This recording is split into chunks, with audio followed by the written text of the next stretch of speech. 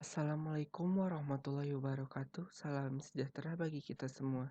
Perkenalkan, nama saya Rahadian Ramadan Sujana dengan nomor induk mahasiswa 2021 406028. Saya dari Prodi MTB 1B, Sekolah Tinggi Pariwisata Bandung. Dengan dosen pembimbing saya, Pak Cecep Ucu Rohman. Di sini saya akan mempresentasikan Pancasila sebagai sistem filsafat bab 5, materi UAS semester 1.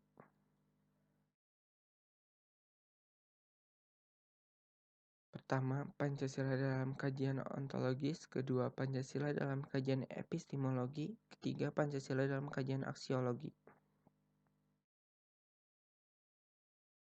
Pancasila dalam kajian ontologis. Secara ontologis, kajian Pancasila sebagai filsafat dimaksudkan sebagai upaya untuk mengetahui hakikat dasar dari sila-sila Pancasila. Menurut Notonegoro, hakikat dasar ontologis Pancasila adalah manusia, karena manusia merupakan subjek hukum pokok dari sila-sila Pancasila. Pancasila dalam kajian epistemologi. Dalam kajian epistemologi, Pancasila sebagai sistem filsafat dimaksudkan sebagai upaya untuk mencari hakikat Pancasila sebagai suatu sistem pengetahuan. Hal ini dimungkinkan karena epistemologi merupakan bidang filsafat yang membahas hakikat ilmu, pengetahuan ilmu tentang ilmu.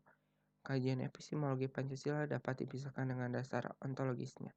Oleh karena itu, dasar epistemologi Pancasila berkaitan erat dengan konsep dasar tentang hakikat manusia. Pancasila dalam kajian epistemologi menurut Tisusi 1984-20. Terdapat 3 persoalan yang mendasar dalam epistemologi, yaitu tentang sumber pengetahuan manusia, tentang teori kebenaran pengetahuan manusia, tentang otak pengetahuan manusia. Pancasila dalam kajian aksiologi.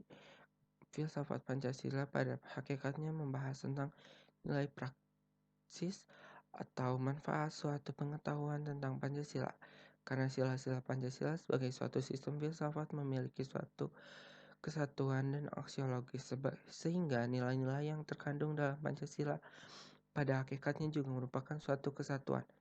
Selanjutnya, aksiologi Pancasila mengandung arti bahwa kita membahas tentang filsafat nilai Pancasila. Istilah nilai dalam kajian filsafat dipakai untuk merujuk pada ungkapan abstrak yang dapat juga diartikan sebagai keberhargaan, worth atau kebaikan, goodness, dan kata kerja yang sesuatu tindakan kejiwaan tertentu dalam menilai suatu melakukan penilaian.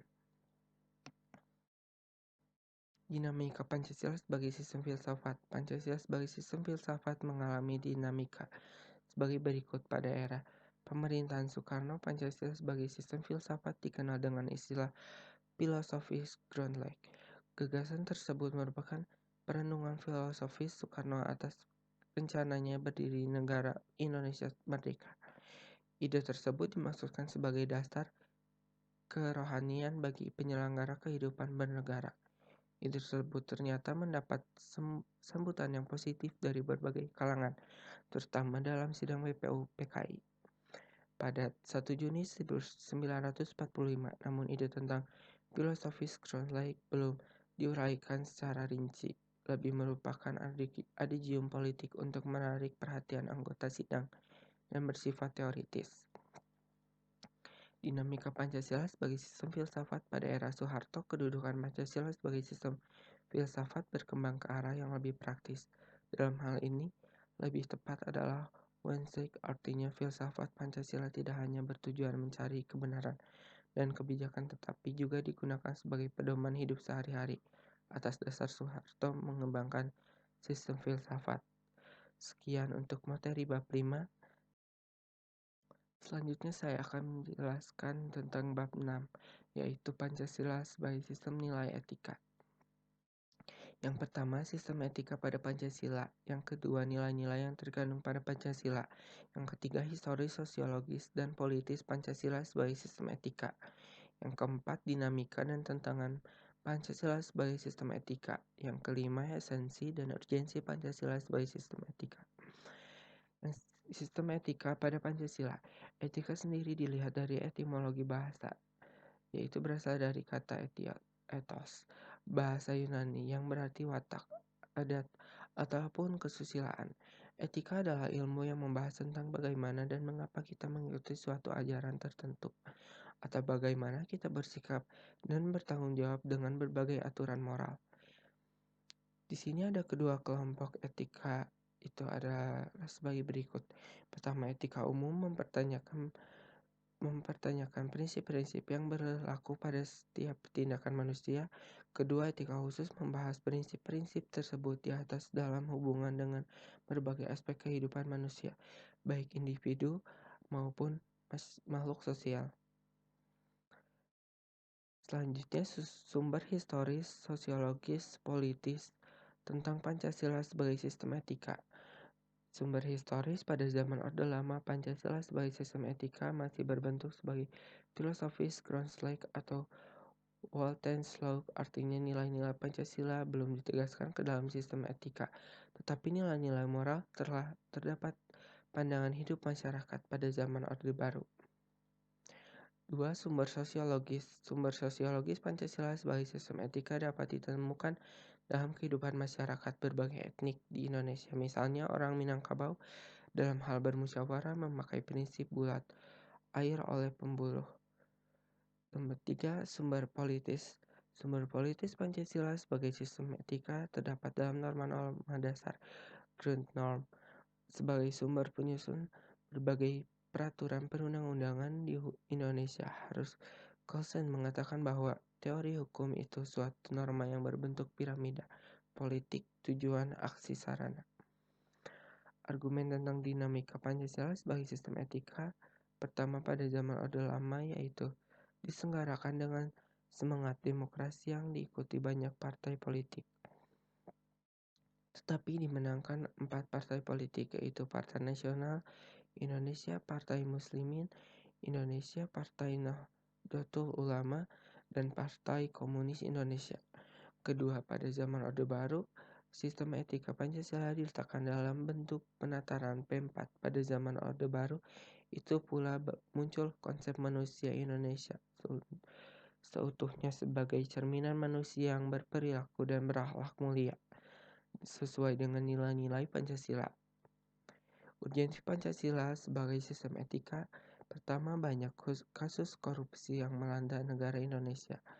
Nomor 2, masih terjadinya aksi terorisme yang mengatasnamakan agama sehingga dapat merusak semangat toleransi dan kehidupan antar umat beragama. Ketiga, terjadinya pelanggaran hak asasi manusia dalam kehidupan bernegara.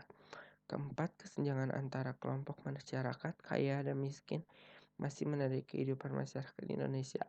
Kelima, ketidakadilan hukum yang masih mewarnai proses peradilan di Indonesia. Saya akan menjelaskan materi yang terkait dengan materi mengapa Pancasila menjadi dasar nilai pengembangan ilmu.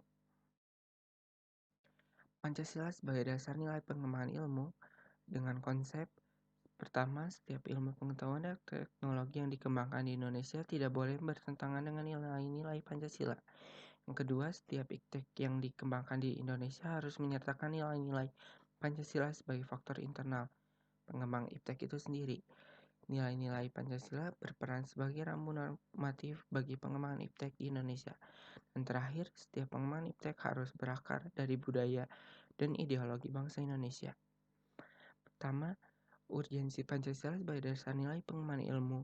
Kemajuan iptek mengakibatkan perubahan cara pandang manusia tentang kehidupan.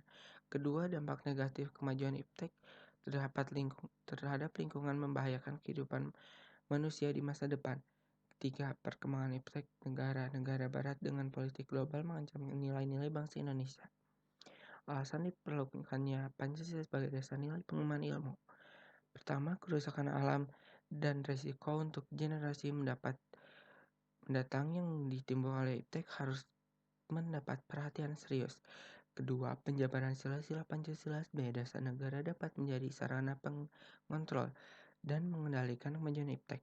Dan ketiga, nilai-nilai kehidupan lokal yang menjadi simbolis kehidupan berbagai daerah mulai digantikan dengan gaya hidup global.